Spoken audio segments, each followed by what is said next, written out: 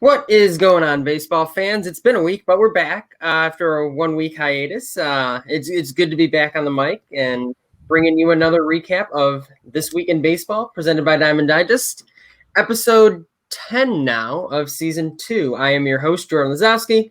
Got a little bit of a different crew, some new names on with us. James Darschewski. I hope I didn't butcher that.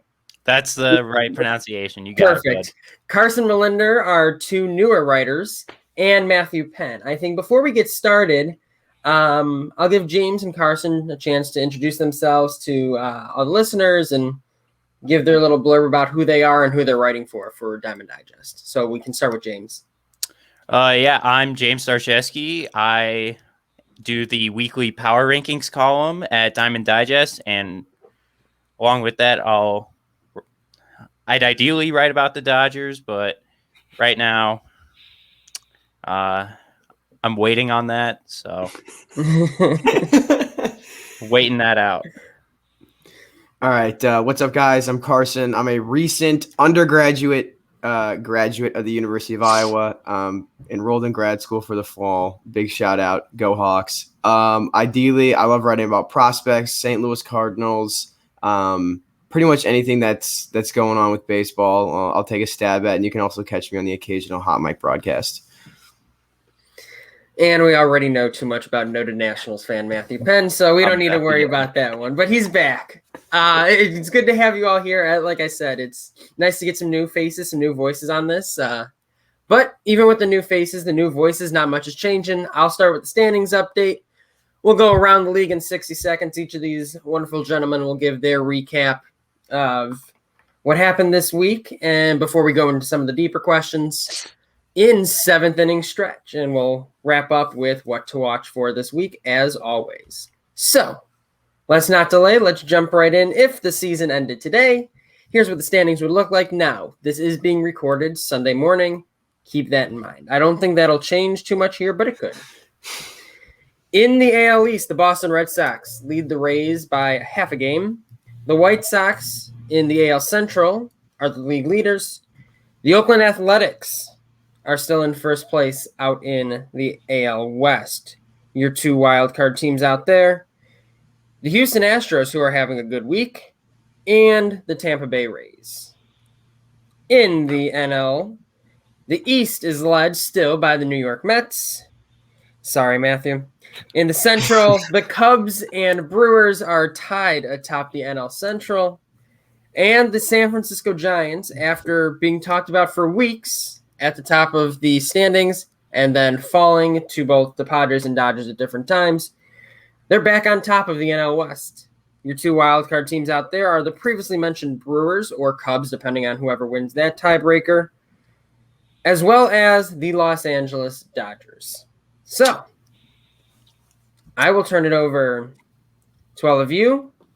Any thoughts on the standings overall? I don't think much has changed here in past weeks. I mean, even though we didn't record last week, I think the standings are almost identical.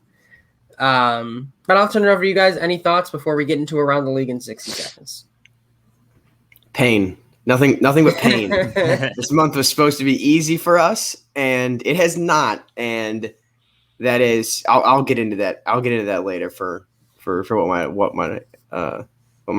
to watch for should be. Like you said, not a lot has changed, but at this point we're starting to get deeper into the season, and for a lot of teams we talked about hot starts, slow starts. It's starting to get to that point where it's got to change. If you're a slow start, you want it to change. If hot start like the Giants, you don't want it to. But teams like the Braves, maybe. Change, but... I mean, I keep looking at the standings and I see, why are they still in first? All their star players are over 34 years old. This should not be a thing. And James, how's that feel? Like third place Los Angeles Dodgers. I know they're in second now, but like they've been in third for like a decent chunk of time. Like that's shocking. That's shocking to look at. I mean, they haven't been healthy. I think the core of Muncy, Betts, Seager, Bellinger, and Turner have played like 5 games together all year. Oof.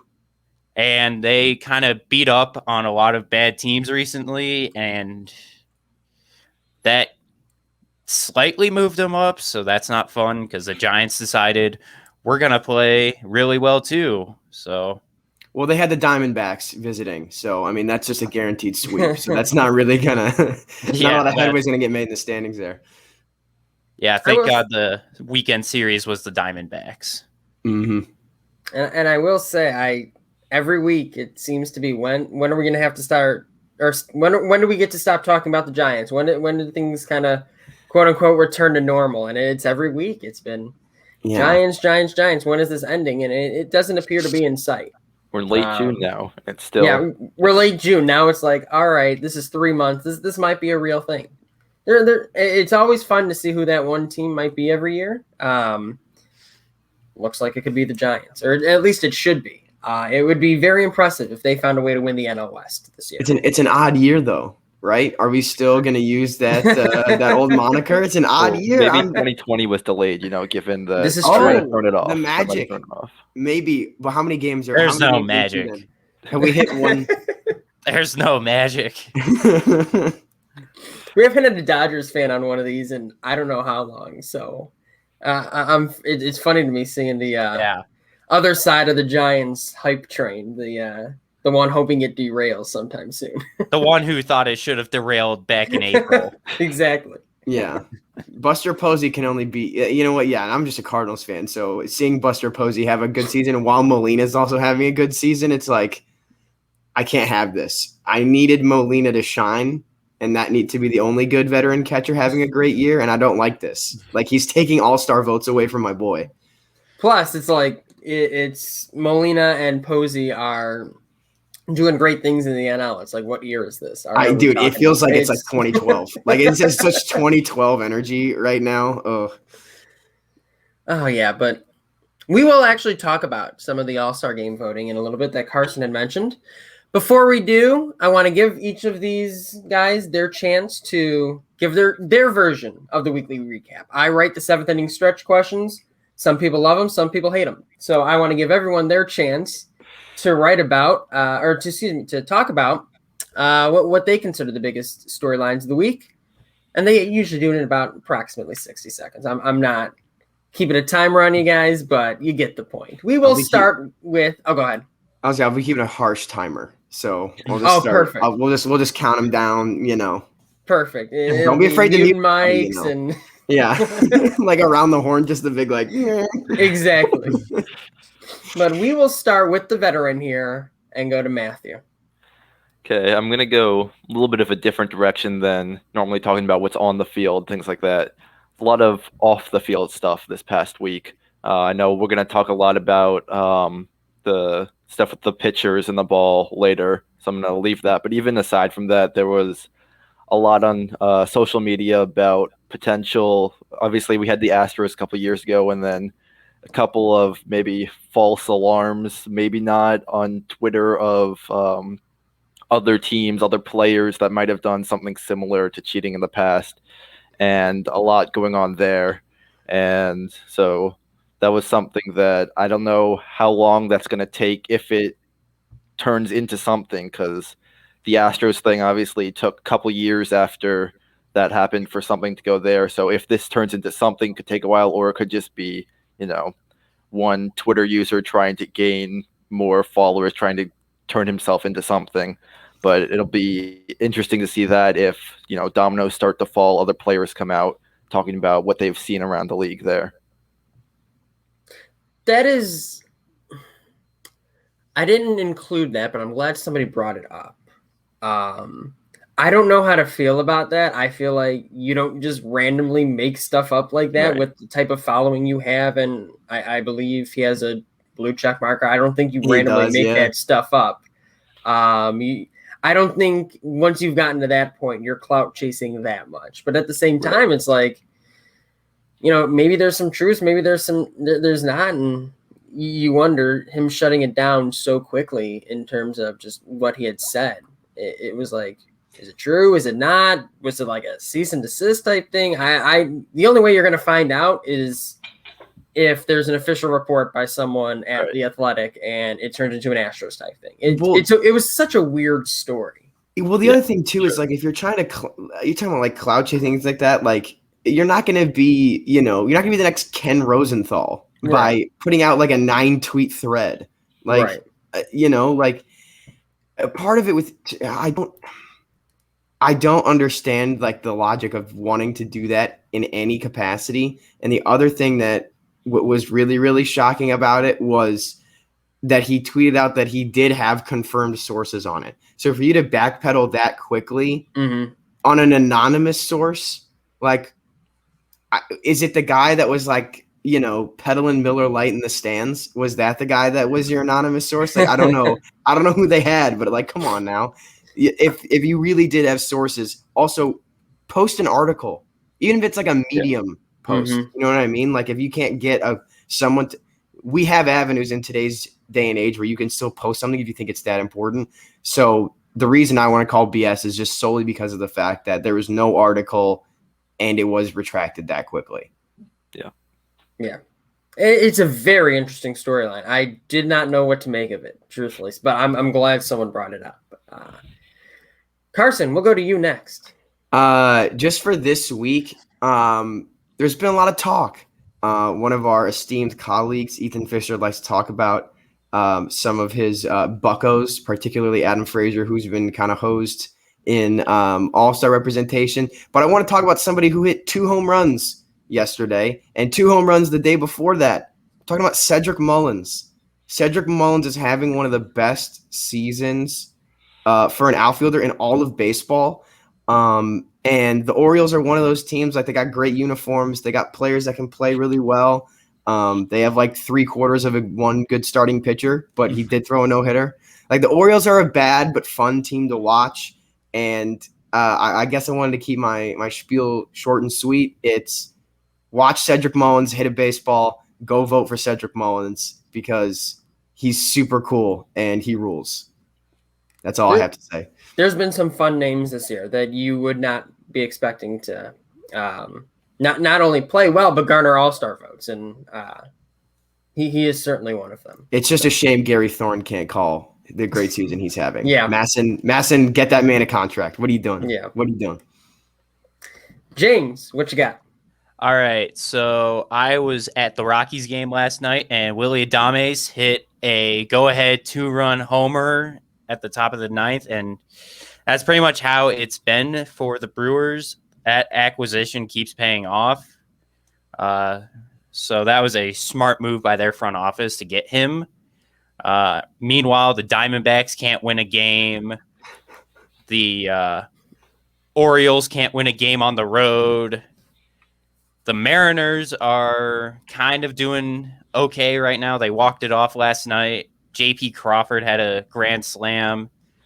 White Sox, after beating the Rays in a pretty important series at home, are struggling against Houston, which is not fun for me to see. And the Dodgers are starting to make ground up in the division race. So, yeah, Dodgers just a game back, and you mentioned some of the other teams around the league. The tankathon continues, and it's getting to the fun part of June where it's like you're 30 games out, and we're at the end of this month. Like that's absurd. The tankathon is on in earnest. It is shocking. It is shocking how bad it is right now. Yeah, we're going to be talking about how unwatchable these teams will be in like 2 months. Yeah, and I'm trying to think of how I want to phrase this. I've watched a rebuilding team recently. Like, the quality of play wasn't great, but it wasn't like unwatchably bad. Like, I watched the White Sox for a long time as just being a very bad team and a rebuilding team. Some of the rebuilding team play this year has just looked utterly brutal. Like the Pirates and not like that whole fiasco. Like if you really look back at that play, the one with Baez and Craig at first base, like they just looked like they didn't want to be there. like no one was really like throughout that entire play. And I've seen the Orioles same time. Like they don't look like they want to be there. And who is in Milwaukee? Where they were just throwing the ball around. Was that Pittsburgh again? Yeah. I mean, so it's like You want to talk about throwing the ball around? We can talk about a great team that did it. I was watching the Toronto Blue Jays. They got second and third, nobody out. Oh, dear God. As someone that also has Vladdy in fantasy, I was like, this is great. He literally just needs to put the ball in play here, and I'm getting an RBI. Right. Psych! It was one of the worst. That is the most little league. It was terrible. And so I think that it's as crazy as it sounds in late June as a baseball fan. Typically, we reserve they're rusty comment for the first month and a half. I really just think that this year we're just going to see some Three Stooges type content out there, maybe through September. I think even for a team like, again, I watch the White Sox on a daily basis, and the defense been suspect at best for a team that has playoff aspirations. And I think, and to your point, Carson, this looks like something that might be going around the league, and it kind of catches your eye when the rebuilding teams do it because it's all the jokes you can make about it. But defense around the league hasn't been particularly awesome this year. No, it has not. Oh, yeah. That triple play was infuriating to watch. It's also, am I the only one, like the Yankees are always pulling triple plays? And then now they've got two. And then I have to hear, for the first time in their history, I think. Yeah. And then I have to hear don't get me started on the Yankees announcer, man. I'll start talking for like 20 minutes. Oh, he my. stinks. I hate him so much. The less said about the Yankees, the better. Yeah, I will say those types of teams, and I'm not one to particularly have too many issues with announcers and broadcasters and sports writers, and I don't really care. Like, the Astros are really bothering me this week. Really? They're driving. It's the first time I've really experienced both like Astros Twitter and all that stuff. And Astros are driving me nuts this week with the Sox series. Yeah, I'm surprised you don't have just mentioned 2005. Yeah, I just I can't still, do that, it's like it hasn't been fun. 2005 was the 3 year. games, right? So that's probably part of it. Yeah, the Astros have won all 3 so far. And they haven't been great games either. Yeah, James. Unfortunately, the only good part about 2005 is Pujols hitting quite possibly the longest and farthest home run in human history off Brad Lidge. That's Carson's last memory of 2005. Yeah, and it ends because they're an American League team, so we won that series. Like, you know, the TikTok trend where it's like self-care and they just close the laptop. I watched the ball hit the train tracks, and then I just closed the laptop. I'm like, yep. They won the series. Anyway, won the series. Yeah. That's what I do with Game 6 in 2017. Just there you go, and just it's over. Yep. Let's whitewash history. Exactly. Oh God. Well, I think the recaps. I don't think we missed too much. Matthew, thank you again for bringing up some of the additional cheating scandals that broke but didn't break, and we'll see actually what comes of that. I'm very curious, honestly. Let's not delay. Let's get in the 7th inning stretch. Let me pull up our fancy scoreboard, which isn't all that fancy. It's made by me. It can't be that fancy. But it's fancy. Yeah, I've seen you create some dope stuff. Come on, you got the Legos in the back in the intro. Don't think we don't see that. You know, guys, come on. When it comes to what I can do, like building it, that's one thing. It's putting it together on the computer. It's a sad story. Since I reserve the rights to do whatever I want with scoring, James's Notre Dame stuff in the background is going to earn him 3 points just to start for doing nothing. So I'll take it. Don't say anything anti-Notre Dame. I'm in a very good Notre Dame mood because they played so well this year in baseball, although they should have won that series against Mississippi State, but we won't talk about that. We will instead get into 7th inning stretch. Hey, real quick, though, Mississippi State, hotty toddy, baby. Ole Miss all the way over Mississippi State, all right? Shout out my Aunt Ann, all right? There you go. Love it. I love people who get into college baseball. I usually have not had a reason to. Notre Dame has not typically been good, but it was great to see a fun team. Yeah, I haven't texted my cousin yet. He's a pitcher for Arkansas, and I don't know how to break that to him. I don't know how to be like. I don't know how to text him and be like, "Hey man, like I watched the game, but I'm proud of you. Like, go get him next year, bro." Like, I don't know what to say. Purdue I'd leave that one alone for a bit. Yeah, I probably will. I go to Purdue. They don't have a good team to root for, so gotcha. Well, we don't have a varsity baseball team at Syracuse, so. Are you serious? Yeah. Oh, that's a shame. Yeah, That I is a didn't shame. learn that until like this week. That's amazing. Yeah, Wisconsin doesn't have one either. I know that. Mhm. Iowa does. We stink, but we There have are one. teams you feel like should have one. Like Syracuse Yeah. and Wisconsin both feel like, Any you should have Power one. 5 definitely should. Yeah. Yeah. I think we used to, and then they got rid of it a while ago and just haven't brought it back. That's a shame. That's ridiculous. Well, let's jump into seventh inning extraction. This first question I think will probably take most of the time out of all of these because it has been the biggest news story for about 2 weeks now.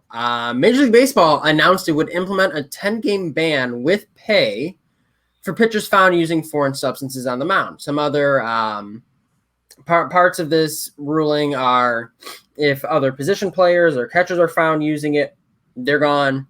There's periodic checks from the umpires. What was the other main thing? Oh, you can't replace pitchers on the roster who are suspended for this. I think those are the three main parts of it. And it is starting the day this is airing, or not airing, but going live, I guess, for lack of a better term, on June 21st, Monday. Later the week it was announced, this previous week, players came out strongly against it. No necessarily surprise there. A lot of the talk was more so around why are you doing it mid-season with 2 weeks notification versus why are you doing it? I think that's an important thing to note. And even Tyler Glasnow went so far as to blame his partial UCL tear he suffered on the fact that Major League Baseball changed it in season. Spin rates are drastically down across the league, even though the ruling hasn't started still hasn't been in play yet. All of this being said, that's all background. I want to give it to you guys. Your thoughts on the ruling. Does it make sense to do it in year? Is Glasnow right that maybe, hey, this is to blame for his injury and might be blamed for more pitcher injuries? What are the long-term effects of this ruling? I want to get all your thoughts on this. And we will start with Carson. Sorry, I do want to jump in very quickly. Sure. In that I think that Glasnow, it's obviously you don't want anyone to get hurt. I hope he has a speedy recovery. But when Glasnow came out and blamed it on that ruling, that gave me strong when one of your parents comes home and they told you to like clean up a little bit and they like trip maybe over like the carpet or something and they're like, see, this wouldn't have happened if you hadn't made such a mess. That's what it felt like. It felt like a little bit of like, well, yeah, of course I'm hurt now. Like that's the energy that gave off to me. I think that being said, I think he's 100% in the right. It's silly to implement this midseason.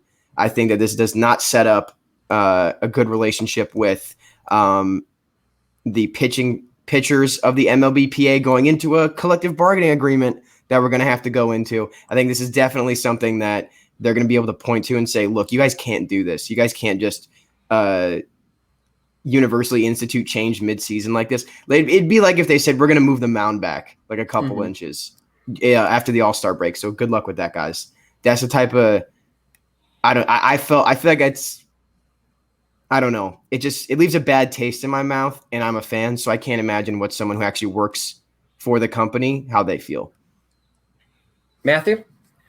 Yeah, I agree with that. My two main things are, one, in the middle of the season. You can't – I didn't like it last year when it's like a couple weeks in they introduced, I think, the doubleheader rule. Even this year when they said there was no universal DH, they waited till like the last week of the season. You got to make these rules in the offseason far enough in advance that teams can plan for them, players can train for it, and you know what you're getting into before the season. I don't know why we're changing the rules in the middle of a season. It just doesn't make sense for me. The players don't have time to prepare for that. And then the other is that it's the same penalty for any substance you're caught with on the mound, I believe. And multiple players across the league have come out saying, the spider tack in that thing, that should be gone. We all agree, that's too much. But some things to get a grip on the ball, the batters even want that just to give the pitcher some control so they can grip the ball better, so they can make the pitches the way they've been pitching and, not get the injuries like Glasnow was saying. I think Scherzer said something similar. It's to have a blanket policy for any substance isn't fair. And it's not reasonable, really. I guess it's hard to tell if you're an umpire what they're using, but if you're going out there and checking anyway, I feel like there should be a way to differentiate between, sunscreen and spider tack. James? Yeah, I hate to pile on, but I hate that they're making this change in the middle of the season. Most pitchers have been throwing a lot of innings. Like the top of the leaderboards, I believe, are around 80 innings so far this year. And going into the year, there was concerns about pitchers filling innings coming off of a shortened season. And so we're just now ramping up into the marathon. The sprint's gone. We're past 60 games. And now we are at a point in the year where pitchers are finally settled into their season, and the MLB is just saying, hey, we're just going to fundamentally change what you do. You have 2 weeks. You have a week to change it. And if you've already thrown 80 innings and then you have to completely change your routine, that's not going to be conducive to success. So, when I first heard Tyler Glasnow was hurt and he blamed it on that, I'm like, well, maybe you shouldn't have been cheating. But then, as I watched more of his press conference, he was using grip enhancers, and he was worried that he was going to get caught with grip enhancers. So he stopped a few weeks before so he could try to, get used to working without them. And it's not like he was bad. He struck out 11 nationals after he stopped using it, according to him, given his date.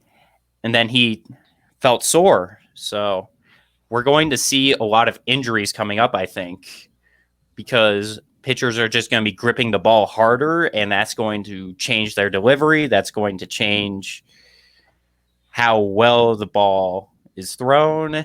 I think that's a long-term unintended consequence for this season, and we're just seeing the beginning of it with Tyler Glasnow. Well, James, I think you make a great point, but something I want to bring up is we saw that Adam Wainwright came out and talked about how he was I tried it for 3-4 starts and I didn't really like it and I stopped using it. So I think if we want to talk about the unintended long-term consequences, I'm going to be interested to see, similar to how when there was during the steroid era, a vast majority of the guys that did it were guys that maybe wouldn't have made it past AAA, that then as a result, because of steroids, got to have a 6-7 year, solid bench role. How many of these guys that are pitching now that came up during let's maybe talk about a guy that just got drafted out of college at 20 or JUCO. So they hit minor leagues after the ball had been juiced by baseball. So their entire professional career, they've been pitching with these substances. I wonder if the consequences are we're going to see prospects, pitching prospects, either get derailed by injuries, or are we going to see some just flat out not have it anymore because there was that extra couple inches that they got on a sinker. And instead of it, barely clipping the corner, guys can just golf at 410 to dead center. Yeah, that's something that you have to consider as well. Everyone's been using that, or most pitchers have been using this, because there's no way that the MLB has been policing this for the last few years. It's ridiculous that they haven't been, because it's explicitly written in the rule book that you can't use these substances, and they just are turning a blind eye. I think that's a bigger story, how they just kind of turned a blind eye to it. They did the same thing during the steroids era. They didn't enforce that rule, and then they got mad when players were using steroids. You chose not to enforce this rule. You made this mess. I think there's the cyclical nature of what baseball does is baseball will, when it's Barry Bonds or marketable stars that already are marketable that play in, they play in, California, or they play in New York, or they play in Texas, or they play in Florida, then that's when you don't care. But it's when I mean, like, no disrespect to Brandon Woodruff, but like when Brandon Woodruff is suddenly insanely good, and it's like, well, we don't really want to market someone that plays in Wisconsin.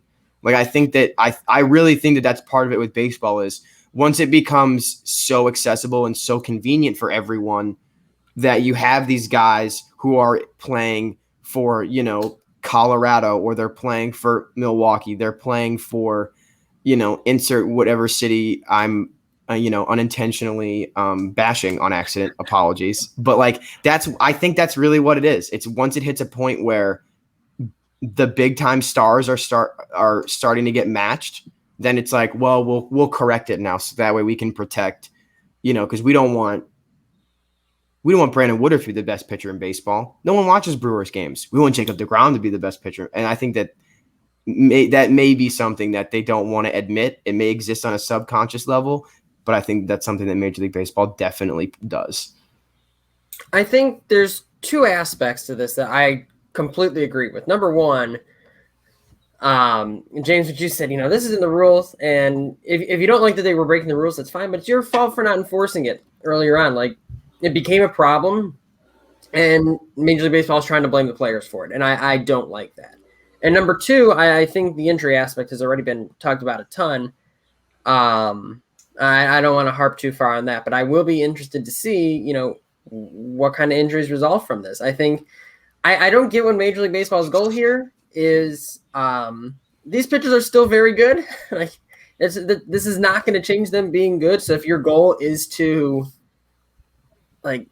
hope that, they hang a few more sliders and a few more homers get hit, then why did you deaden the ball? Like, if it's me, I'm just letting them use the sticky tack. I'm juicing the balls like they were last year, and I'm just like, let's have fun.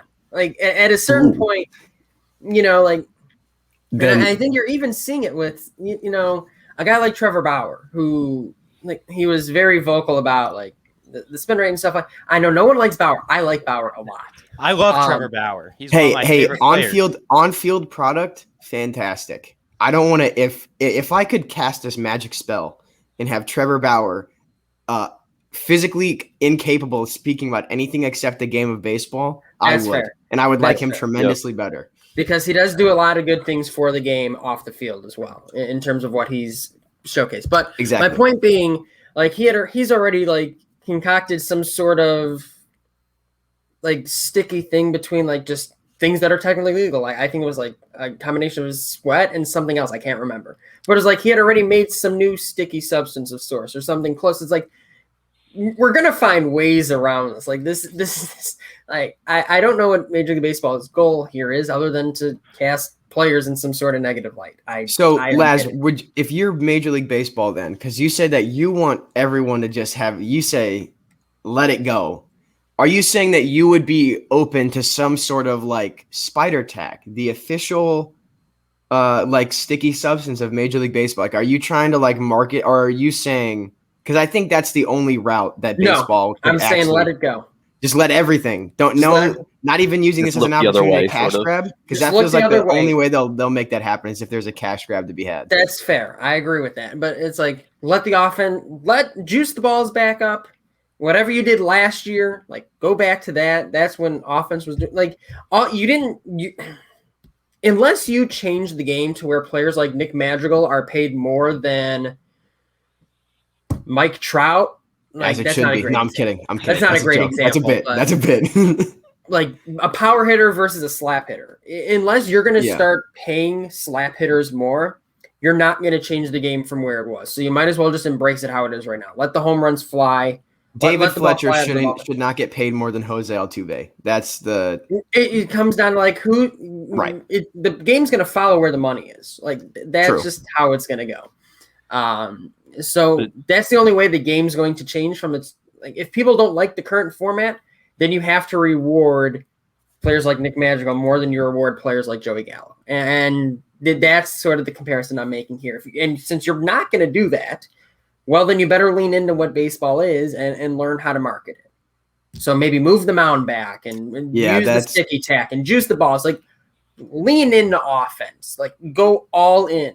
Don't hurt the players to try and get more home runs, but you deaden the baseballs So you're trying to change the game. You're making a mess for yourselves. I think the other part of it that was super frustrating was baseball was like, hey, just so you know, we're going to deaden the balls. And then there was this so you guys did juice them before then, right? And there was this sort of like, what? We just said we were deadening them.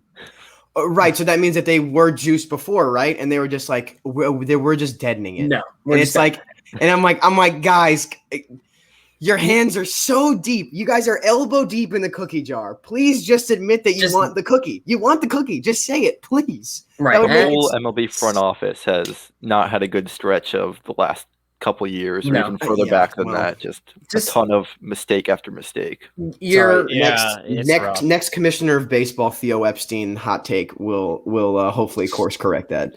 You're focusing on the wrong things right now, truthfully. Yeah. And absolutely. It's not the right thing to do in front of a labor negotiation.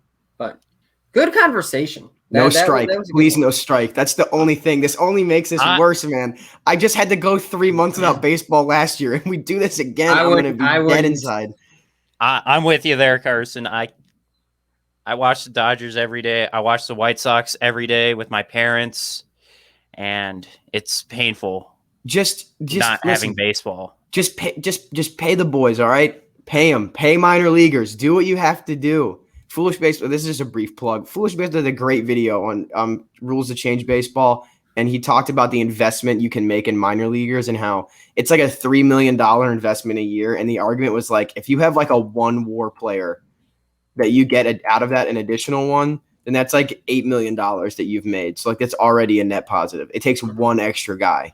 And I'm like, that really puts into perspective how easy it would be. That should be baseball's biggest scandal is the mistreatment of minor leaguers, and it's shameful. Yeah, and that's something we've actually talked a lot about. That's I think across Diamond Digest. That's good. That's a very popular opinion. But yes. Let's jump into inning number 2. That was a really good conversation. Let's see here. Major League Baseball recently announced the All-Star Game voting updates, and here were the most recent results. This is going from catcher to outfield. In the AL, Perez, Vlad Jr., Semien, Bogarts, Devers, Trout, Judge, Buxton. In the NL, Posey, Muncy, Albies, Tatis, Bryant, Acuna, Castellanos, Jesse Winker. And Ohtani at DH. At DH, thank you. I forgot that one. Basically, my question's simple. How are the fans doing so far? We'll start with Matthew. So I think at the starting positions, it's not too bad. Of the 10 infield and catcher spots, the only one not leading their position in their league in F4, I think, is Devers. In the outfield, Judge is the only one not in the top 3, and that's because you're looking at a Yankee with a big name versus an Oriole with an unexpected season.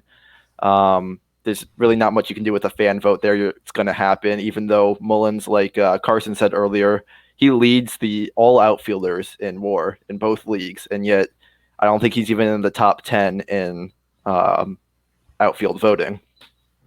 With that being said, the rest, like the depth charts sort of the voting, haven't been great. I mentioned Mullins leads all outfield. He's actually second in the major leagues in WAR. He's not in the top 10.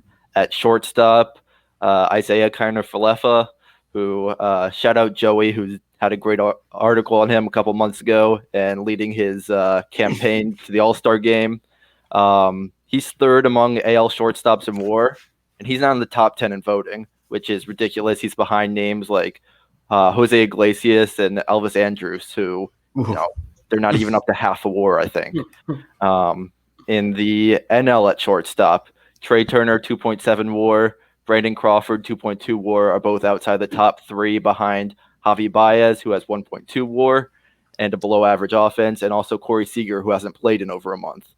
It's things like that. These players haven't played in forever. And then at catcher in the AL, mentioned Perez leads in WAR, but it's also only been 60 games, and it's a small difference, which isn't that definitive. So I might even go with Grandal here, just because he's actually a positive on defense, which at catcher is a big thing.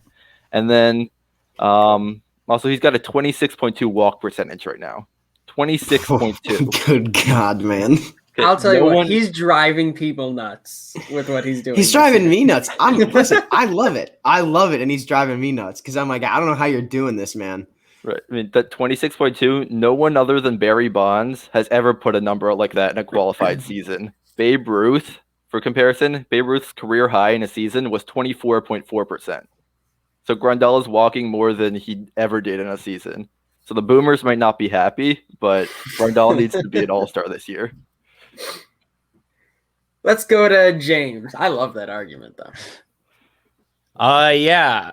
I think there should be more White Sox players. They've been the best team in the American League for most of this season. James is learning how to play this game very quickly. Well, I watch the White Sox every day, so I see how good they are. Jose Altuve, or not Altuve, screw that guy. Jose Abreu.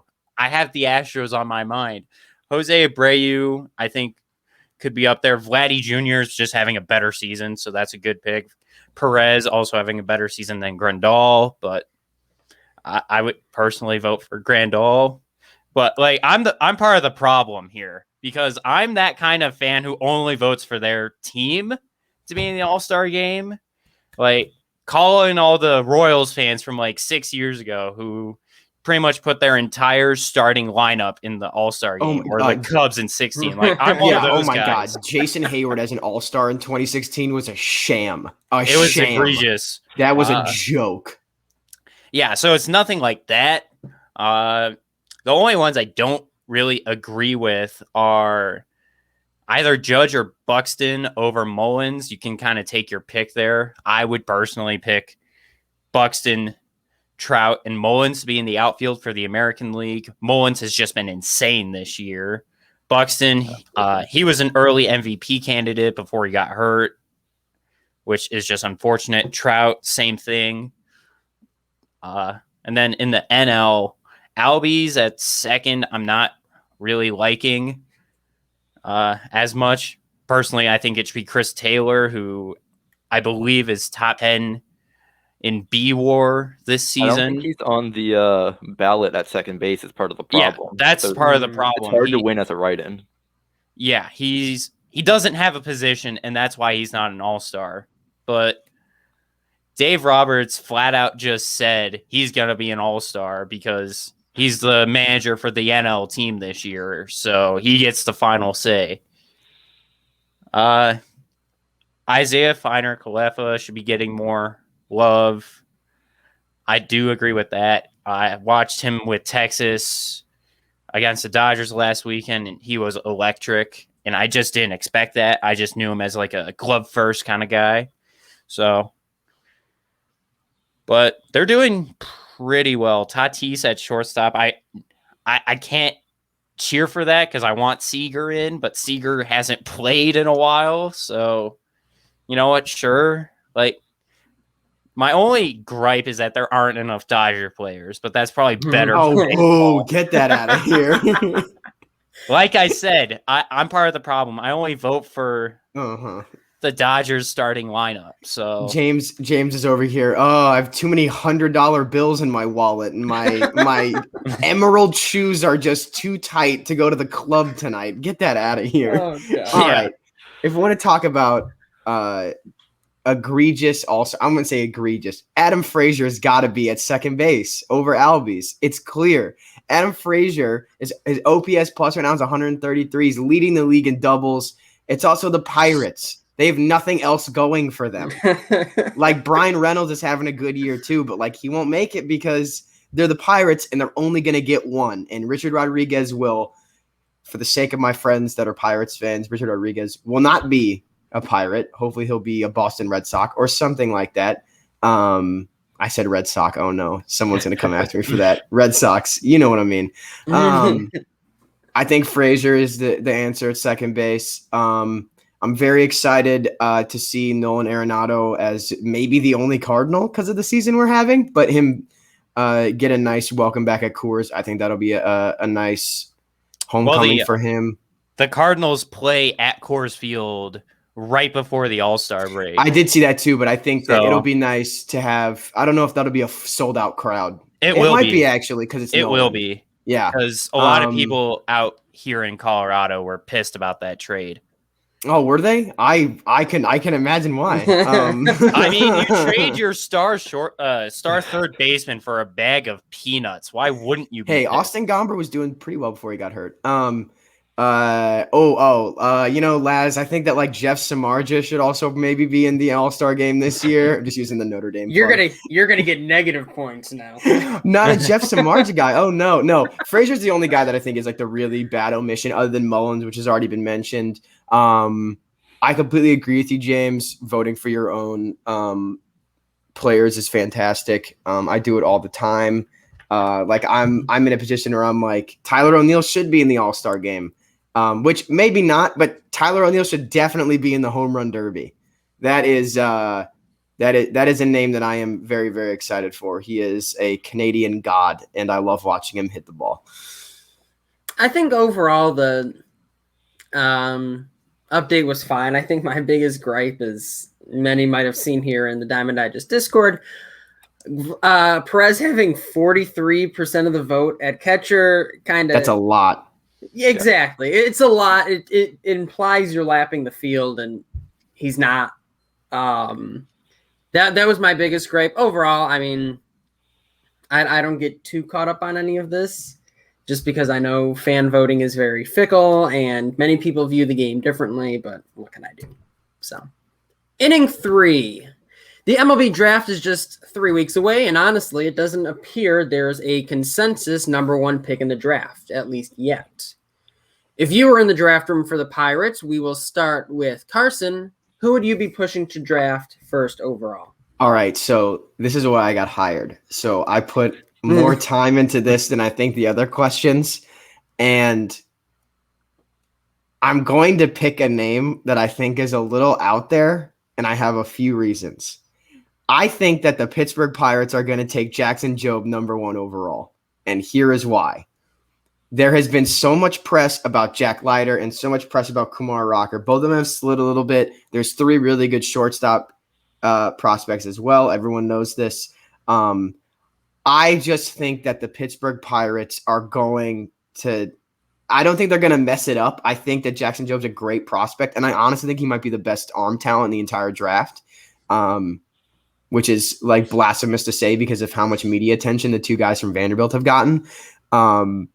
But that's who I would push to draft number 1 overall, because you take a guy that doesn't have a lot of media attention around him, number 1 overall. Like, I feel like they could get him for a little bit less than like the slot value. Like, this is a very Bob Nutting pick of like, this is a guy we can save money on, who's also good, who's like, I just feel like they're going to do this. So I think that a lot of people are going to think that they fumbled the bag taking him, but I think that he could be a mid to frontline starter, and I think he's a high school prospect. They're not going to compete for 4 or 5 years, so I don't think they're taking anyone that's a college prospect, and they need pitching. They've got like O'Neal Cruz. He's a 6'7" god, and I want to see him pan out so badly.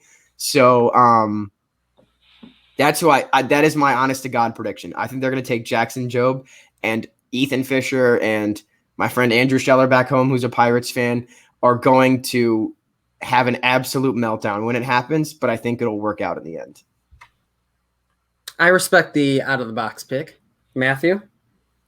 So, yeah, you're talking about, you got the left side of the infield sort of figured out with Cruz on the way, Brian Hayes already up. But in baseball, more so than other sports, I feel like you can't really draft for a need. You got to just take what's best available. And right now it's looking like one of those shortstops. And one of the things I've heard before, I think it might have been Mike Rizzo that was saying it at some point, where he likes to take the shortstops because those are usually the players that were always the best on their team, most athletic. And even if you don't keep them at shortstop long term, you can move them around, move them second base, sometimes even the outfield. It gives you some flexibility because of the type of athlete that a shortstop usually is. So you take him and then you hope he pans out. And at the beginning of the year, you were saying, Leiter, Rocker, those were the guys that were, almost consensus top 3. And they've fallen a little bit. I don't think they're going to be a bust. I think they're going to be successful at the major league level. But given the Pirates' history, I don't know if they're the team that can sort of fix them and help them along with their development. I know they've changed some of their front office, some of their scouting and development, but I think another team might be able to do something better with them, and the Pirates might not want to try to test their luck so early in the new with the new owners, or not ownership, new, I think it's GM, whoever they have out there, trying to develop one of these guys and bring them back to what the consensus was sort of before this last college year. James? So when I saw this question yesterday, I thought Jack Leiter, and then I actually looked into it. I'm like, wait a minute, they might screw up his development because, like, historically, or at least over the last decade or so, Pittsburgh has like developed their pitchers to pitch to contact. I mean, it kind of worked for them. They got 3 wild card appearances in the last decade, most successful stretch since like the early 90s when Barry Bonds was there. But you then see guys like Garrett Cole, Tyler Glasnow, Joe Musgrove. They leave, they start focusing on striking players out, and they're just better pitchers. So that's why I don't really think Jack Leiter's the move. I think they should go with Jordan Lawler. He's an outstanding athlete, and he's young. And this is a team that is in the beginning of a rebuilding stage. So he's not going to be there for a few years, but he'll be ready ideally by the time the Pirates are ready to compete. And that's what they need to go for with this pick. I think you all kind of brought up a very good point. Or 2 very good points. Number 1, the Pirates are pretty far away in terms of their rebuild. And number 2, they don't have a lot of success drafting and developing guys to reach their full potential on the pitcher side of things. I don't know. I think there are going to be some very lucky teams who didn't think they were going to get Kumar Rocker or Jack Leiter a few months ago that are going to be very happy. And I think the Boston Red Sox being one of them blows my mind, because it almost feels like the conspiracy theory of 2020, let's just have a bad year, but still be a really good team, get a nice top 4 draft pick, and still be a really good team after the year after. That's just me putting on a tinfoil hat. But anyway, I like 3 different picks other than Leiter and Rocker. I really don't think they're going to go with either of them. I don't know. There's still 3 weeks, though, so I'm sure this will change by the next time we have this conversation. So, inning 4, fact or fiction. At this rate, Jacob deGrom should win the NL Cy Young and the NL MVP. We don't have any Mets fans on here, but we have a lot of people who probably would never be Mets fans in their lives. I don't know who to start with. I'm going to start with the one who is in the NL East, though, and we'll go with Matthew. At this rate, assuming that he stays healthy and pitches most of the year, yes, for both, and it's not close. Right now, he's got on Fangraphs, I know pitcher WAR's not great, but I'm just trying to compare him to, other players to see where he levels up. Right now, he's at 4.5 WAR. The top non-pitcher in the NL is Ronald Acuna Jr. at 3.5, a full WAR below him. And it's been just over a third of the season. So, he's worth a full win more than the next guy. And there's some pitchers that are in between him and Acuna, but another pitcher isn't going to win MVP over him. So, just skip over them, and just what he's been doing has been so dominant on the mound and helping himself at the plate. I think he's worth half a WAR at the plate alone. And I don't know how much that should be considered in the Cy Young, but if he's going to try to take the MVP too, why not count the batting stats? He's at the plate. Why not compare to the other hitters what he's been doing? And I think it'll be interesting to see when he comes back, when his next start after the new substance rules are in place. And there's been, talk that maybe he hasn't been using that at all, given the spin rates and stuff. But I think it'll be interesting to see how he deals with that and if that affects anything at all. But at the current rate, yes, he should win both the Cy Young and MVP. Carson? I'm so torn by this because I don't think Verlander should have won MVP in 2011. Only just duck because Scott Bentley just threw something at me. I say no for MVP. I think I agree with Matthew that Cy Young, it's not close. Because when we're putting this in, we need to put this in context with like greatest all-time pitching seasons. And you look at, it's Bob Gibson 1968 is, I think, the benchmark if we're looking at like what is the single most dominant season. In that season, Bob Gibson threw 13 complete game shutouts and had an ERA of 1.12. I think that we're in an era where pitchers can afford we're not in an era where they go all 9 innings. They don't go super deep into games. That's just how the game script works. It's how it's the Mets are trying to win games, not make Jacob deGrom look good.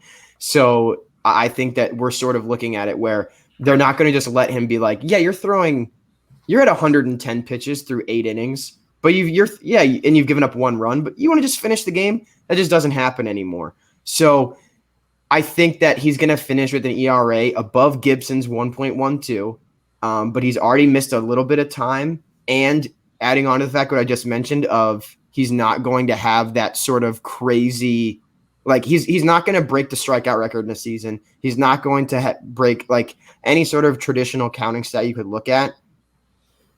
And to win MVP, I still think you need something that someone can very easily look at and go, oh, wow. And I think that there's something missing that he'll have that will prevent him from winning MVP. Having said that, I think he's going to finish like 4th. I think that he will finish like 3rd or 4th. But I just look at there's just something that unless he wins like 20 games, that's what I'm saying. He needs some sort of – I think I also said – if he throws a perfect game this year, he'll win MVP as well. He needs like a identifiable thing that he did that's not a percentile or an advanced metric that you can look at and go, wow. So unless that's breaking Gibson's 1.12, which I don't think he will, then I don't think he'll win MVP. Well, just not to cut you off, James, sorry, but before you go, just to respond to that, with the question being at this rate, I kind of assumed, that assumes that he's having an ERA below 1, given his is now like 0.5 or something. Okay, yeah, I guess. I just assumed at this rate of like the caliber. I hadn't taken it like a literal statistical because at the caliber or at the statistical rate, he's going to win 12 games, which I'm like, that's not like the number that I'm looking for because he's not on pace for 300 strikeouts either, is he? I don't think so. Just that ERA is so low. I don't think anything else really matters. And true. If you play it out, is he going to go above 1 ERA? Almost definitely. And at that point, it's going to be tougher for him to win, like you say, without those other boomer stats. Yeah, because one start with 2 earned runs, he goes 5 1/3 and gives up 2 earned runs. He's probably at around 1 or something like that. James, what say you? I'm glad Carson brought up Bob Gibson because since Bob Gibson won MVP in 1968, there's only been one pitcher in the National League who has won the MVP award, and that was Clayton Kershaw in 2014. So I looked at DeGrom and I compared him to Kershaw's first 11 starts that year, and DeGrom has better numbers than Kershaw did in his first 11 starts. So that's that helped sway my opinion. Kershaw also missed time, so it's not like, oh, he wasn't healthy the entire year. That's going to hurt DeGrom. Like, Kershaw missed a month, and he still won MVP as a pitcher. That doesn't matter. And DeGrom, I think after the last few years, kind of just quoted Thanos, fine, I'll do it myself in terms of giving him his team run support. Like, he has more RBIs than he does earned runs allowed earned runs this year.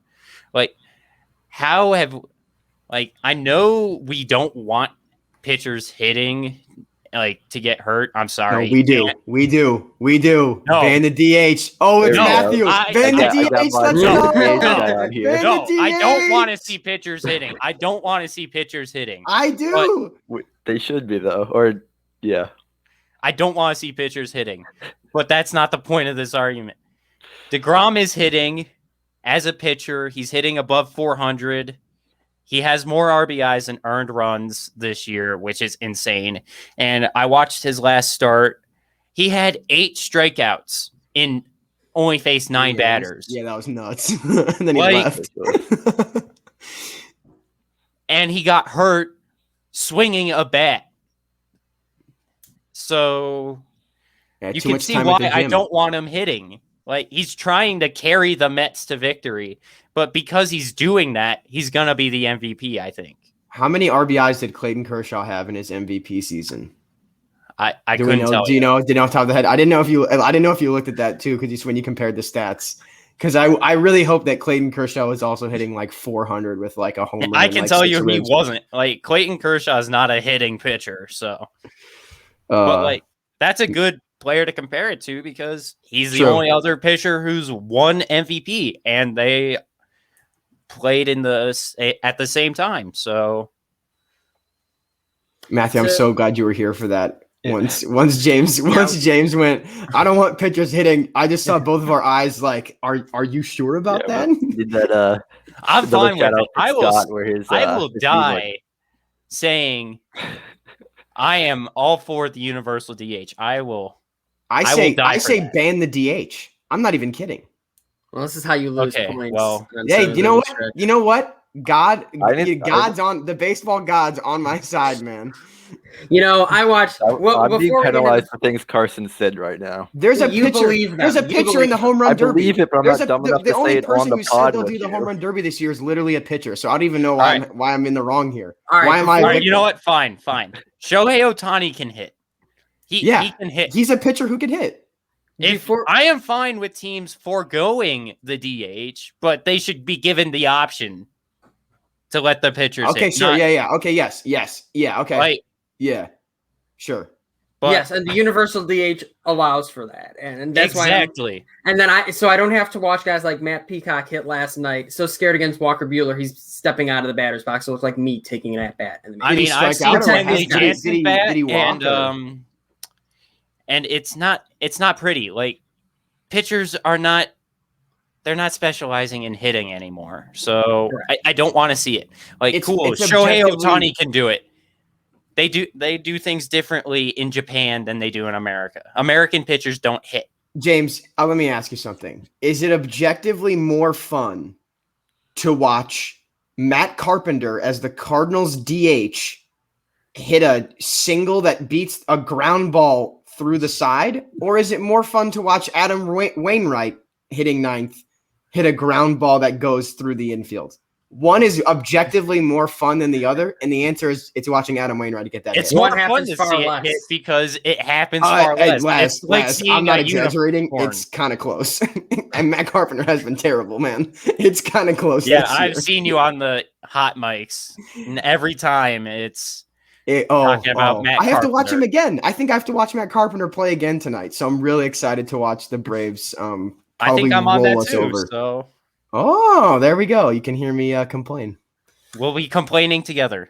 Oh, gorgeous stuff. Before we jump into the fifth inning here, did quick back of the napkin math. 1.35 ERA would be what DeGrom approximately needs throughout the rest of the season, assuming he pitches close to his 200 innings like he's pitched in recent seasons. Kind of depends on how many innings he's throwing, but I think at this current rate, MVP should be at least in the conversation. We've seen it before. We'll probably see it again. Yeah. Like I said, I think top 3, top 4, definitely. But there's just going to be something else. Someone's going to have someone who's already playing at all-star level is going to go bananas the next 2 months. And it's then that they're going to, make it them. It's definitely happened before. So yeah, we will wait and see. Even if he deserves it, you have to trust the voters to get it right. That's the other thing I wanted to say. Yeah, that's a tall order. Let's shout jump in. Shout out Cy Young winner Rick Porcello. Sorry, this we're talking about the Cy voters. Young winner. Bob Welch. Oh. Okay, let's jump into inning 5. Vlad Guerrero Jr. currently leads baseball with 23 homers. Tatis and Ohtani are not far behind him. Quick question, when it's all said and done this season, who's going to lead Major League Baseball in homers? We will start with Carson. Nick Madrigal. No, I'm playing. No, right. it's gonna be it's gonna be Vlad, and it's gonna be Vlad because if anyone watched the series where Toronto was in Fenway, there's been like a huge knock that the Blue Jays their spring training stadium and both their AAA stadium they've called home this year is a great run environment. I don't know how much water you really want to hold into that, but a lot of fans on Twitter have gotten cranky and said that it's an incredible run environment. But he went into Fenway and homered in just 4 straight games. Like they were down to their last, including the last game of Fenway, they were down to their last out, and he tattooed a ball like 420 dead left center. It's easy for him right now. It's easy watching him. Like he's literally. Oh, wow, we don't have any Cubs fans in here. But like when Chris Bryant was like peak Chris Bryant, he was just smiling the second he started swinging because he knew that he just absolutely demolished the ball like during his MVP season. That's what Vlad's doing. Vlad is getting out there and he's just like laughing, which is just a frightening thought given the fact that he's only 22. But I think Tatis, he got removed last night again as a precautionary. I just think that he won't get enough ABs. I think he's going to have a fantastic year. Ohtani, same thing. He just rests. I know Joe Madden really wants to utilize him every day and play him in right field because he's been in love with him even when he was the manager with the Cubs back when Ohtani was a finalist for them. But it's got to be Vlad. He's just his swing looks so good. Like he has just unlocked something within him that I think everyone expected him to. And I think he's finally getting the respect he deserves where he's in the conversation with Soto, with Acuna, and with Tatis of these are the guys that are the future of the game. And he's going to hit. My honest prediction is I think he'll hit like 45. James?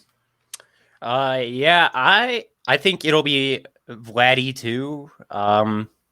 His ground ball rate has gone down, and he has more power, which I don't think is a coincidence. So it's great to see. I was high on Vladdy as a not an expert on prospects, unlike Carson here. But like, I kind of want to go with an outside the box pick and say Jesse Winker leads the National League in home runs. Like he is just mashing right now. I don't think Tatis will play enough to get to the league leader in home runs. Same with Ohtani. So Vlad's the easy choice. So that's why I want to say Jesse Winker. If he is at least the National League leader in home runs, you heard it here first. So I like it. Matthew? So yeah, I'm gonna agree with what Carson was saying for the part with Tatis and Ohtani. I don't think they're gonna get enough at bats to get there. Tatis with maybe some injury, and then Ohtani just down the stretch, preserving him for if the Angels make the playoffs, or trying to give him some more rest for pitching, things like that. He might not get the number of at bats he needs. For Vlad, I don't think it's gonna be him either. I think he's going to go cold at some point. I think, I don't know how much it is the parks, but changing parks might affect him some. And, he's way overperforming his ex-WOBA so far with a WOBA of 462, ex-WOBA 436. I think at some point that comes down and will affect his home run numbers. I'm going to go with Ronald Acuna Jr. I think, he's going to get going at some point, go on a roll. He's had stretches in his career leading off where I think he had like 5 straight games with a home run, including like 3 leading off the game. He's going to get hot some point as we get to July and August when it warms up. It's going to get some games against the Marlins. The Nats probably going to sell at some point. Their pitching staff is going to, move down a step, and he'll get some at bats there. and I think he's gonna, make a push for 40-40, maybe 50 home runs, and that'll be enough for him to lead the majors. I think it's a fun question. I think it's still too early to tell, but I appreciate a good home run race no matter what. So, inning 6. The White Sox announced another injury to a position player earlier this week, as Nick Madrigal will have surgery on his torn hamstring and he will be out for the year. They followed this news by taking 2 of 3 from the Rays, but struggling thus far with the Astros, losing the first 3 in the series. This begs the question, where does this team really fall in terms of talent moving forward? Do they have enough to stay afloat until reinforcements come? And really, who is the best team in the AL? As we've seen between the Rays, the Astros, and the White Sox, that's kind of been where the conversation lies. I will start with James. I think the White Sox are the best team in the American League still. They've been struggling against Houston, but if you told me at the beginning of the year, Eloy's going to miss time, Robert's going to miss time, and now Madrigal is going to miss the rest of the season, those are 3 young but crucial parts of their lineup that are just gone for at least 3 to 4 months. And they are playing the Astros right now, and the Astros are one of the best teams in baseball this year. So they're going to look not as good against them, but ideally for the White Sox, they'd have Robert back by the playoffs. They'll have Eloy back by the playoffs, and that's what matters to them. They need to win. I think that as long as they get those 2 back and they're performing well, it'll all be good. They're still one of the most talented teams in the American League, if not the most talented. They still beat the Rays 2 out of 3 at Guaranteed Rate Park. And they play in a division where they have to see the Twins, the Tigers, and the Royals a lot, and those are not very good teams. And Cleveland does not have a very good offense. The pitching staff's legit. It's just they play in a not so tough division, so I think they can stay afloat until those guys come back, and then watch out. Carson? I going into this year, I said I thought it was going to be the Sox, but like James mentioned, they've had cataclysmic injuries to players that I really think are difficult to replace. I think, just like the clubhouse environment. I also think that Tony La Russa has been trying to figure it out and winning over that locker room, but I still have questions about the fit of having a guy who seems to hate fun and having like your team captain being guys like Tim Anderson, who is a huge champion of having fun. I don't know. I really think, in my opinion, that the answer is Tampa. They have proven time and time again that they have been able to get more out of less. Like Mike Zunino is a great example this year. He's definitely hitting under 200, but he's OPSing in almost 800. He's got an OPS plus of 122, and Mike Zunino's always been a decent glove guy as well. So like they just find a way to get more juice than what the squeeze should give them. Like Joey Wendell playing like an all-star. He's OPSing I want to say it's like 850. OPS plus is like 150 for Joey Wendell. And lest we forget, they have Randy Ozarena has a rookie eligibility, does he not? Yes, he does. So. Yeah, mm-hmm. They have what many assumed would be rookie of the year, Randy Arozarena, and everyone has kind of slept on like his talent. He's been a great above average like league hitter as well. And they've done all this with Brandon Lowe barely hitting 200. So if you want to talk about a team that can come back from stuff, like Yandy Diaz has been underperforming slightly, but he's getting on base a ton. Yandy Diaz starts getting a little more pop in the bat. Brandon Lau starts doing what he's capable of doing. Like G-Man Choi came back and he's raking. They just continue. And they've also done this without Nick Anderson. Like I'm just naming guys that they've done this without or gotten underperformances from that they're going to come back and these guys are going to be on the warpath. And they have, what are they? They're tied for second right now in the AL East. Yeah, they're going to do some damage. And the Rays are a team that I don't think they're going to go back to the World Series because at the end of the day, like, you still need true star power, and that's something that they don't really appear to have. But I still think they're going to win the division, and I still think they're going to win a playoff series at least. Oh, and Brett Phillips is dope. Last part. Yeah. The only Matthew? problem with and sorry to encroach here, but the only problem is that Tyler Glasnow's out. Yeah. So True. that's just hard to replace. If any team But they've can done more replace with less. him, yeah. If any team can replace a Tyler Glasnow as Tampa, I'm just pumping the brakes until they see how they replace him. Well, I mean, they've got Rich Hill, who's like 5-2 with a 3.5 ERA somehow. So It's amazing. 42? How old is Rich Hill? He's 41 years old. 41 years old. 41-year-old Rich Hill. That is absolutely ridiculous. Matthew, what you got? Yeah, so I want to be careful with how I word this because obviously injuries are never a good thing. But I do think this might be some sort of blessing in disguise for the White Sox because it's already been mentioned by, I think, both the other guys. The division isn't good. Cleveland is a couple games back, but they're going to fall off at some point. I don't think they're going to be able to keep this pace for the entire year. No one else is within 10 games. So the White Sox all but have the division wrapped up.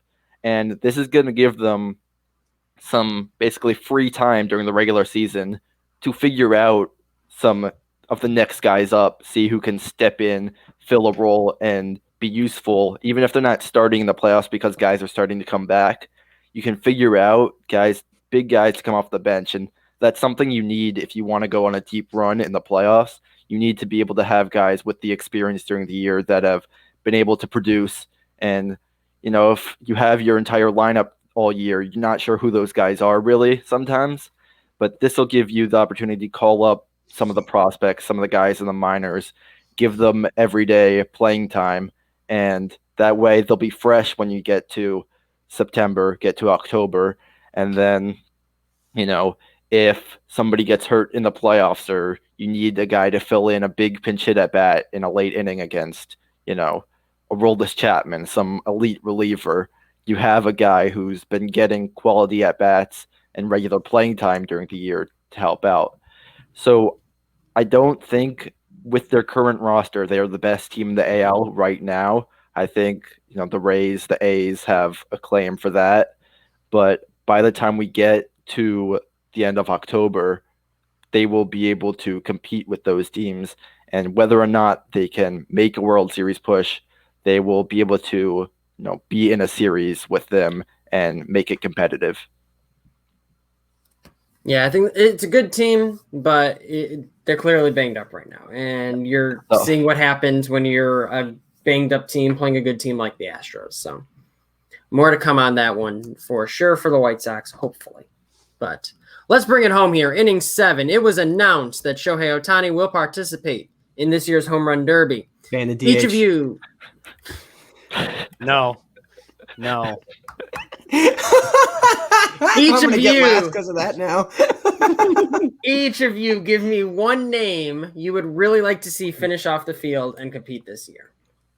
We'll start with Carson. Let's see if you can redeem yourself. Just one. I mentioned Just Tyler one. O'Neill earlier, but if I have to pick just one name that I want to see, give me Adolis Garcia, man. Got 17 bombs for the Rangers right now. Great story. Another incredible former Cardinals outfielder that we DFA'd so we could give Harrison Bader consistent playing time. Woo! I don't know. He's been a good story this year, and I don't know. I view the All-Star game, and I especially view the Home Run Derby as a way for bad teams to get a little more love and a little bit more representation to honor some of the seasons that they've had. Like, this is probably the best season of Garcia's career, so let's give him, Laz, like you mentioned earlier, let's give him the juiced balls. We'll put him in Coors, no humidor, and let's see him rip, dude. Let's just see what happens. Matthew? So kind of weird you said that. I'm going to go to a different Texas Ranger. Gonna go Joey Gallo. Okay. He's, I think, having, in terms of power numbers, a little bit not as great of a season this year as some years past. But his swing is just so pretty from the left side, and he puts so much power into that. And just seeing him in Coors with giving him pitch after pitch that he wants where he wants it, he could destroy some of those baseballs. Thinking 500 plus feet, and he's one of the best swing hard in case you hit it guys that we have right now. He's got the strikeout numbers, but in a home run derby, who cares? You're getting your pitch. You're going to hit it. He's going to crush those balls. And, obviously Ohtani, would love to see him succeed well. I think Gallo would give him a run for his money in Coors. James? I'm going to stick with the hometown favorite, Ryan McMahon. Recently, that is an odd name. I was not expecting that at all. Ryan McMahon. Well, he has 16 home runs this year, so he's got the power, and the Rockies are terrible. So why not just have some fun? Let's get the hometown player to just crank a few home runs.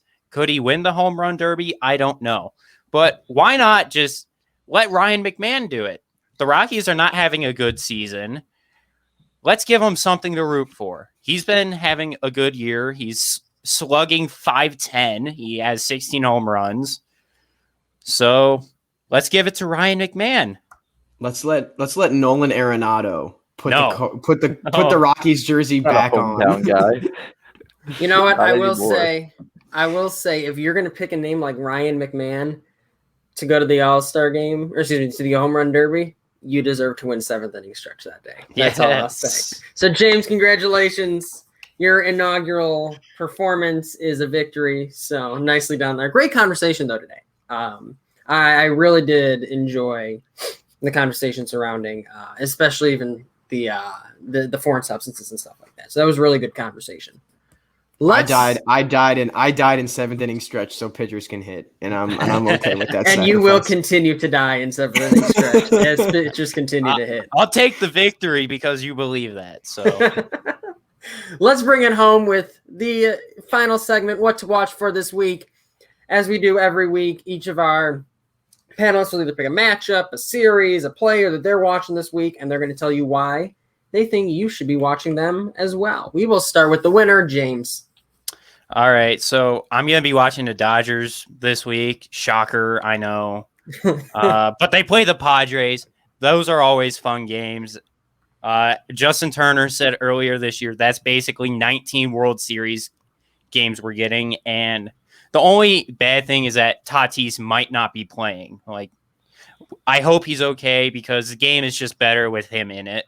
So Dodgers playing the Padres, that's one. They're playing the Cubs at Dodger Stadium. So that's the other game. Those are two good teams. Bryant has been insane this year, so I want to see how he does at Dodger Stadium. And then I'm going to be watching Rays Red Sox because those two teams are right next to each other in the standings. That's a huge series for both of them. And it could be consequential in deciding that race. Two very good series. Carson? So mine was for actually watching on television, Rays Red Sox. But my thing to watch this week, really the next two, is following this doubleheader that the St. Louis Cardinals are playing. Their next 13 games are all against the Pittsburgh Pirates, Colorado Rockies, and Arizona Diamondbacks. Which means that in the next 13 games, you are going to see if the St. Louis Cardinals are going to make the playoffs or not. Truly. We're 70 games into the season, and they're 35-35. They have a doubleheader today. My honest thought is they'll probably split this. I think that they'll split this doubleheader.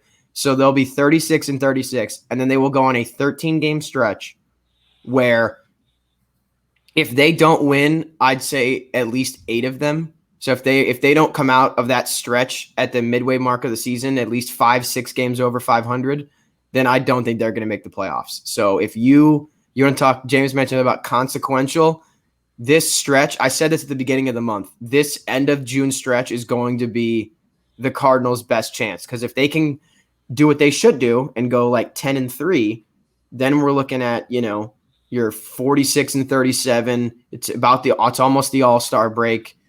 That's somewhere you can make some headway in. But this week especially and the next week following are the two, could possibly be like the defining moment of the 2021 Cardinal season. So, and also Nolan Arenado, that's in like the end of it, like James mentioned earlier, but Arenado back at Coors, so that's also something nice. Matthew? So I'm going to go pretty much the entire West. I'll pick a couple of series, but all the games out there this week should be good. James already mentioned Dodgers, Padres. You also got Giants, Angels to start the week, which are Giants, obviously we talked about, still first place in the NL West. Angels have been playing well recently. Ohtani carrying them should be good. Then the weekend series, you have, again, the Dodgers already mentioned against the Cubs. You also have the A's and Giants. You got that rivalry there. Both teams almost 20 games above 500. Should be a good series there. And, there's a lot of talk in sports in general about maybe an East Coast bias, but I think we should give some love to the West Coast this week. Try to watch some of the late games out there. Much appreciated that you baseball after dark. Baseball after dark, exactly. Man. Absolutely. And speaking of baseball after dark, some of the Sunday night watch party games we do get quite late. Oh, hey, come on. Now don't say it, man. I was excited. It's a 7-inning doubleheader game, and now you – oh, Laz is jinxes. James, we're going to be there till 1 a.m. now. I know, man. I know. Thanks a lot, Laz. Yeah. Whatever. You know what? That's going to do it for us. These two newbies come on and start bashing me. We're done here. That's going to do it for us. Vacate his 7th inning stretch. I know. I give him a victory, and look what they do with it. Like, you got to be kidding. You gave me third place. I will come on here and yell at you all day. That's going to do it for us. The ticker on the bottom shows where you can find us. Diamond-digest.com is the website. Diamond_digest is the Twitter handle. Diamond.digest is the Instagram handle. Make sure to follow all our writers here. Matthew, James, and Carson all have their Twitter handles and their bios if you're watching. New article coming out today from me too. It should be. Our editor told me I should have an article coming out today. So yes, so free plug. All of our writers have either recently written articles or will be putting out articles, so make sure to look at them there. And as usual, between Sunday Night Watch Party and all the other fun stuff we do, we got plenty of great content coming, and we're hoping you enjoy it. So for James Darschewski, our winner today, for Matthew Penn, and for Carson Melinder, who's getting on the Matthew Penn train of the anti-universal DH, this is Jordan Lazowski signing off. Take care, everyone. Enjoy your week, and we'll talk to you next week. See you soon.